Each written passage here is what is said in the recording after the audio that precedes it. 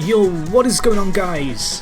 Jack here, and welcome to episode 45 of our Tracksuit to the Top series here with Lewis FC in the Sky Bet League 1. Hopefully you guys are good. Today I've got for you guys a double header live con. We've got Sheffield United, we've got Milton Keynes Dons. It's going to be a big one, but before we get into that, time to review what you've missed. And wow.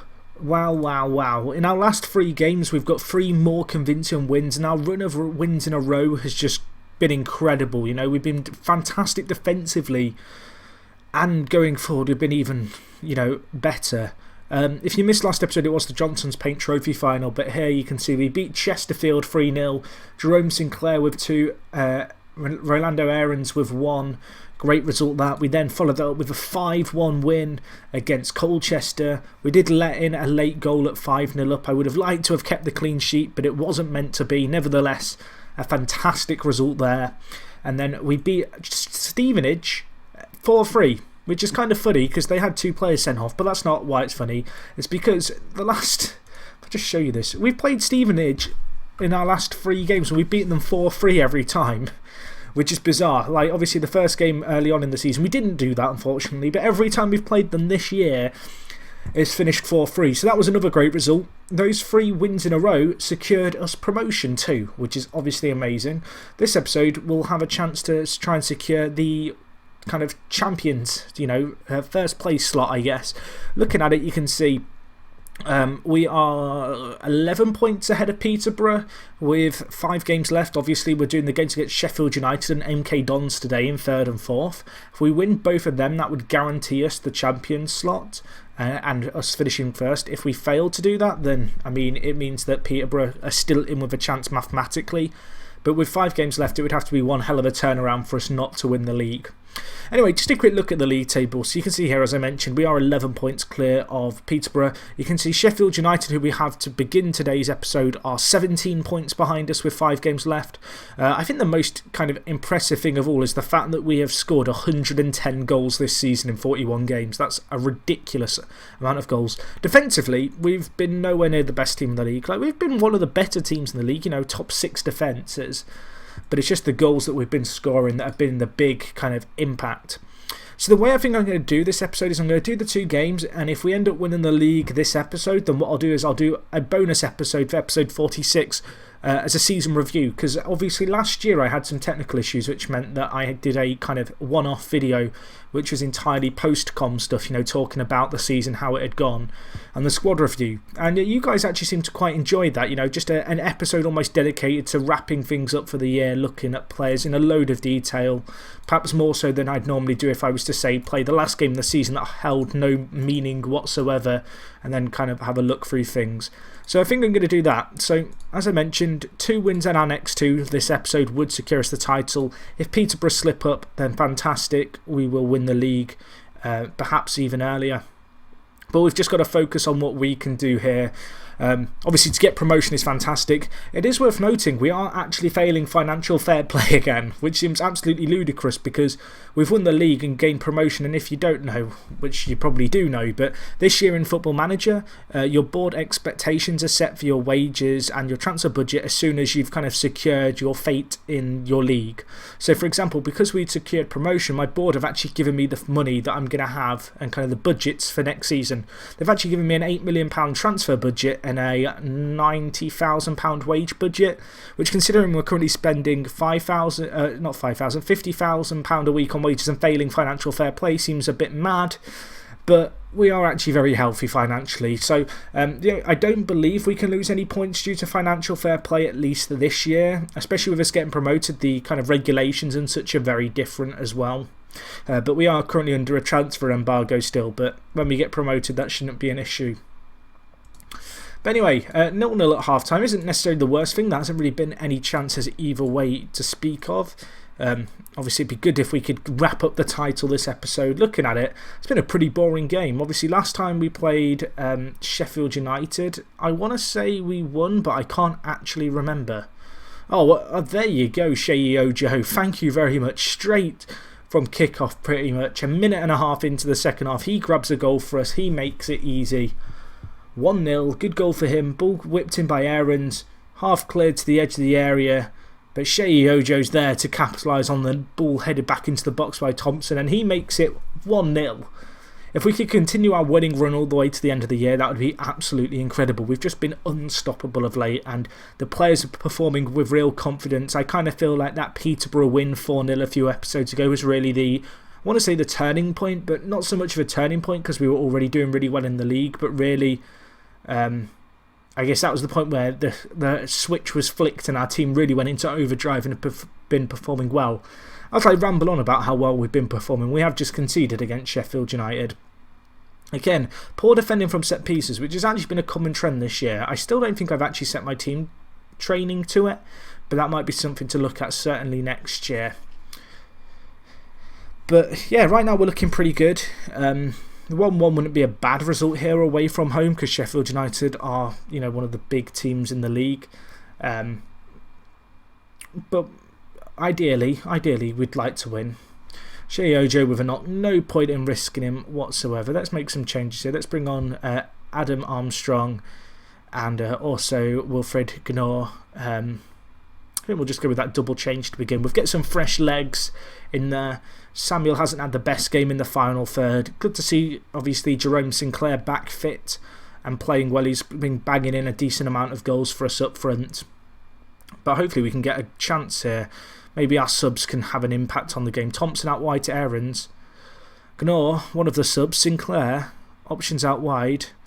Nice build-up play here. Options. Adam Armstrong with the goal. He does make that impact. That's his 18th goal of the season. And I'm not being funny, but when your third choice striker, your striker who you can bring on off the bench, has scored that many goals for you, you know you've had a very good year. Just a fantastic play there. Nice build-up play. He capitalises on it and makes it 2-1. And now, if we can just kind of hold on to what we have for the last 10 minutes, that would be fantastic. If we could grab another, even better. But a win here would be superb because, as I mentioned, it'd be nice to keep our winning run going on, but also just because Sheffield United are a very good team in this league. They've had a few off runs of form, but they have no pushovers whatsoever. We just had another clear-cut chance to go 3-1 up. Unfortunately, the defender blocked it from a narrow angle. Can we make anything at the set piece? No, we can't. No, we cannot. 7 minutes left. Jose Baxter there. He's looking... What does he do in FM now? Because he used to play for Everton. We've conceded now, but Jose Baxter... Is it Jose Baxter? Yeah, I guess it is. It's a bit of an odd name, Jose. For someone who's English. I think he's English. This is the bit where it now turns out he's like secondary nationality Spanish and I feel terrible. But he used to be a very good player. But anyway, we've conceded. That's the main worry here. We've conceded to Sheffield United. And that probably means it's going to finish 2-2. And it was from a set piece. So, a little bit disappointed in that. I'm going to tell the players they were unlucky. Just to keep morale high, because we have got a tough run of games. Looking at it, it looks like Peterborough lost. Oh, okay, even better. So there's 4 games left. I think if we get a point in our next game, we're guaranteed promotion. I believe 4 games, 3 points per game. That's 12 points. They are 12 points behind us and 33 goals behind. So it would take a ludicrous swing in goals as well in the last 4. That point does see Sheffield United secure the playoff spot. But... 1 win here, a win against MK Dons would secure our fate. As you can see, I'm scouting a lot of players. All of these players are players whose contracts are running out at the end of the year.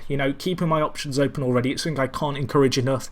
Is that in these kind of saves, when you're going up through the leagues, keep an eye out on who's available. Plan ahead. Look at your team shape. Look at your players, look at where the weak links are, look for what you need in the summer before the summer kind of occurs. Have a list of a few players. Obviously, that was something I talked a little bit about at the end of last season where I actually highlighted Shea Ojo and Jerome Sinclair as 2 players who I really wanted to go in for because I knew their contracts were running up and I felt like they were realistic signings. So, yeah, honestly, as I said, I can't really stress that enough. Always be looking ahead for those kind of the signings that are there before you need them. Always even during the off season, look at teams who during the season, look at the players who are doing well in the league above or the same league as you, players who are approachable, players whose contracts might be expiring, players who might be on loan from other Premier League clubs. And of course, players who are looking like they're going to be released from Premier League clubs, get them scouted if you can. And just plan and get players that fit your system. Don't get good players for the sake of it. That's something I feel like I've done a really good job of on this save is get players with roles in mind. Like, if you're building a team, you build a team for the shape that you want to play. Don't just buy the best player because he's the best player. Try and buy players who are going to fit your system. So, for example, I knew I wanted to go back to my 4-4-2 for this year in League One, from obviously having played one up top the year before. And so I was looking for 2 new strikers. We got them obviously in Sinclair and Armstrong. And I knew with that change I was going to need a left midfielder who was left-footed and capable of playing as a winger as opposed to an inside forward, which is why I got in Rolando Aarons. Like, I really can't express that enough. Like, you've got to look at the places that you need to strengthen and get the players for there before you start looking anywhere else, even if there's a player significantly better who might not quite fit into your system. Particularly, like, what is the point in signing a player who plays a position that you don't use in your system? Like, there is a very little chance and little point in you building a system around that one player if you've already got a system built around a few other players who are already in your squad. There's nothing more frustrating, I think, in Football Manager than trying to build a tactic or formation to facilitate a player who just doesn't fit, and perhaps him playing wherever he needs to play just ruins the balance of the side. But anyway, I've just gone on a really long ramble there, but hopefully that was of some use to people thinking about it. Like, I can't stress enough how important the roles are in Football Manager and getting players who fit the roles. Like, you've got to look beyond, I need a centre-back, here's a centre-back, let's sign him more. I need a centre-mid, oh, he plays centre-mid and looks quite good. Like, there is no point in having a ball with 2 centre-mids who are incredible kind of playmakers if you're playing one as a ball-winning midfielder. You'd be better off getting a more specialised ball-winning midfielder who's not so creative. But anyway, let's not ramble too much, Jack. We've got a game here. Can we score? No, we can't. So we've had 3 clear-cut chances whilst I've been rambling. A point would be enough today to win the title, and right now we're on course for that, although MK Dons are not a bad team and we really should be beating them. Of how we've started this, they've just had a clear-cut chance from a set-piece too. But looking at it, 0-0 at the moment. Obviously, this is it. I don't feel too worried about these games against Sheffield United and MK Dons just because of the quantity of games in hand and the fact we've already got promoted, which was always kind of my main aim. However, it would be very nice to win the league. Obviously, I would love to be able to say, oh yeah, we've won every league back to back to back, but we didn't do that because in the Vanarama Conference, Wickham ruined my day, and obviously we had to go through the playoffs that season, having finished second. But yeah, if we could get another title win, that would be fantastic. Obviously, next year going up into the Championship for certain, it's not going to be easy. In terms of positions I want to improve for the next year, I'd like to get a really decent ball-winning midfielder in. I feel like the full-back position is something I need to look at. Maybe one really creative midfielder, just to add some real quality. But that's kind of how you have to go about things. As I said, just plan ahead. We've just scored to make it 1-0. Fantastic stuff. I think it was Samuel with the goal there. Was it? Was it Samuel? I think it was. Of course it was. Was it Sinclair? No, it was Samuel with the goal against the MK Dons. And what a home result. Can I talk about how packed our crowd is on 3D? Obviously, I'll cover that in the next episode, the end of season review, where I look at stuff like team statistics.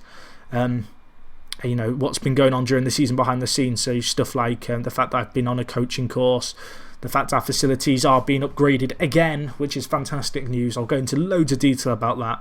And Rolando Aarons there has just scored to make it 2-0. We are on our way to the Championship. We are on our way to another league title. What a season it's been. Another season where our signings have just made a massive impact. And that's been a common theme of this save. Like, I don't feel like there's been too many times where I've really wasted money bringing in a player for big money, or a player, you know, for a fee, or just for big wages, and he's not done a lot for us. I feel like I've been very, very good when it's come to my spending. So far, I mean, I could jinx this now yet. I think there's a long way to go in this save yet. Kind of getting to the Championship is when the challenge really begins, because it'll all depend on this summer. You know, what kind of quality can I bring in? What kind of wages am I able to offer to players? And then obviously when you get to the Premier League, that's just a whole other beast in itself. But looking at it, we're doing really well at the moment. 2-0 up, 3 minutes left. It looks like we are going to win the title today, which is fantastic. I can't say I didn't think it was possible at the start of the season, particularly after we made our signings. I was very confident.